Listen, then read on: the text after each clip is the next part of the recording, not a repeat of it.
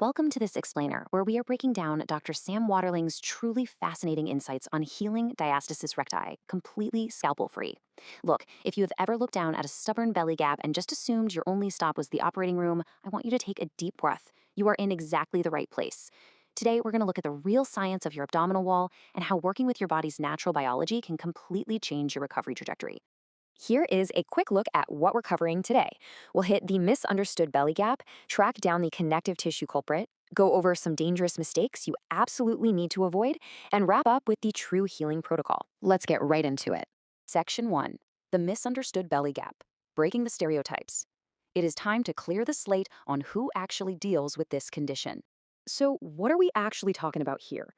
Diastasis recti is essentially a separation of your abdominal muscles, and it can range anywhere from a minor 2 centimeter gap to a much more noticeable 8 centimeters along the linea alba.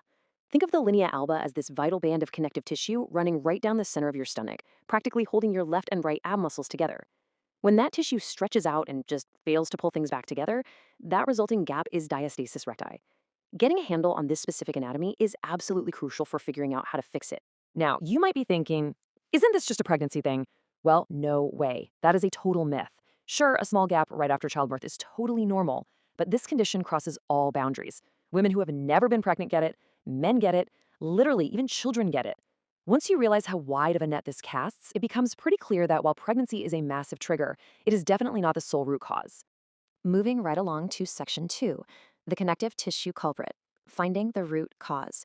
Let's dig into how a simple gap on the outside actually points to a much bigger mystery on the inside. Look, pregnancy obviously stretches the abdominal wall to its absolute limit, right? But the real reason it sometimes refuses to spring back, that comes down to weak fascia and connective tissue. Imagine your fascia is like a heavy-duty rubber band. If it's healthy, you stretch it and snap. It bounces right back beautifully. But if that tissue is structurally weak or compromised on a cellular level, it just loses its elasticity. It gives out, and those muscles stay separated. And here is where it gets really interesting. Your entire body is a connected ecosystem. So if you've got this abdominal gap, you might actually be noticing other kind of surprising things. We're talking varicose veins, hemorrhoids,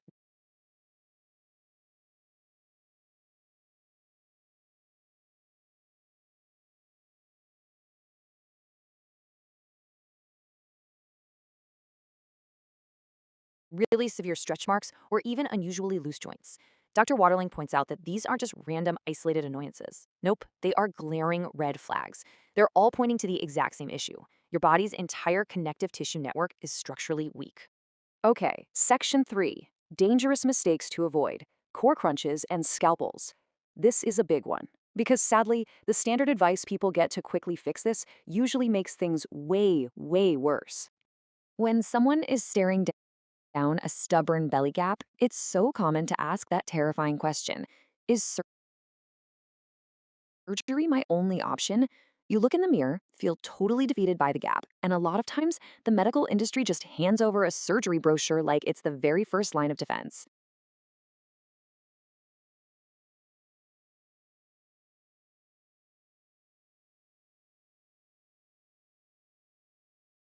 But honestly, accepting that premise without doing the internal work first is a massive mistake.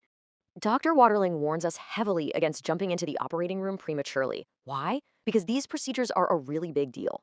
For starters, operations almost always happen way too soon, before your body even has a metabolic chance to heal itself. Plus, this isn't some quick outpatient fix. It requires general anesthesia. And perhaps the most alarming part? It frequently involves permanently implanting foreign surgical mesh into your abdominal wall for a problem that, a lot of the time, didn't even need a scalpel to begin with. And that brings us to another huge mistake people make trying to DIY their recovery: violent crunches and sit ups. Standard core workouts are actually incredibly harmful here because they dramatically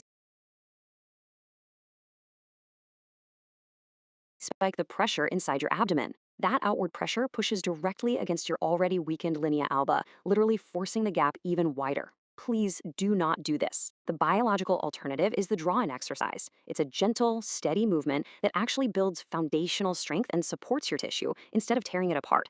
Which leads us perfectly into section 4, the true healing protocol, a systemic solution.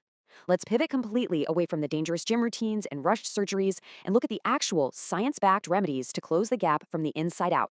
Dr. Waterling lays out a really logical step-by-step pathway to recovery. Step one is immediate physical support, using postpartum support bands to take that sheer mechanical load off your weakened tissue. Step two is an internal audit of your biochemistry, basically checking your vitamins and minerals.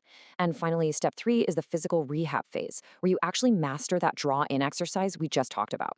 Let's zero in on that internal audit for a second, because it's a real game changer. You absolutely cannot just exercise your way out of a systemic issue. If your body is lacking vitamin D and trace minerals, it literally doesn't have the raw materials it needs to produce strong, elastic collagen and fascia. By addressing these core deficiencies first, you strengthen your entire metabolism and actually set the stage for real, durable healing. Then, once your nutrition is totally dialed in, doing the draw in exercise consistently becomes your perfect non surgical physical therapy. Instead of pushing out and creating pressure, this specific movement trains your muscles to pull inward and upward. Doing this deliberately over time builds up the foundational strength of your lower abdomen. It actually trains that connective tissue to shorten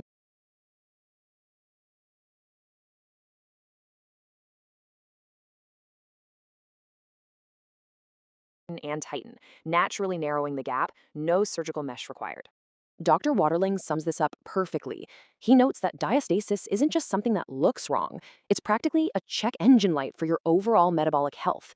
If you just treat it like a cosmetic annoyance, you're inevitably going to reach for superficial fixes.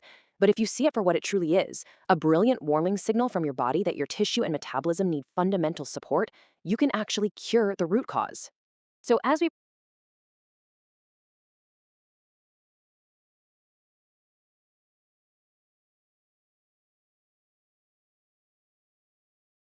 wrap up this explainer, realize that steady, intentional work can absolutely take surgery off the table. It leaves us with a pretty provocative question. Are you going to choose to just surgically mask the gap, or will you use this as an opportunity to heal your entire system? The power to rebuild your connective tissue is totally in your hands, starting with your very next meal and your very next movement. Think about it. Thanks so much for joining me today. I hope this was as eye opening for you as it was for me.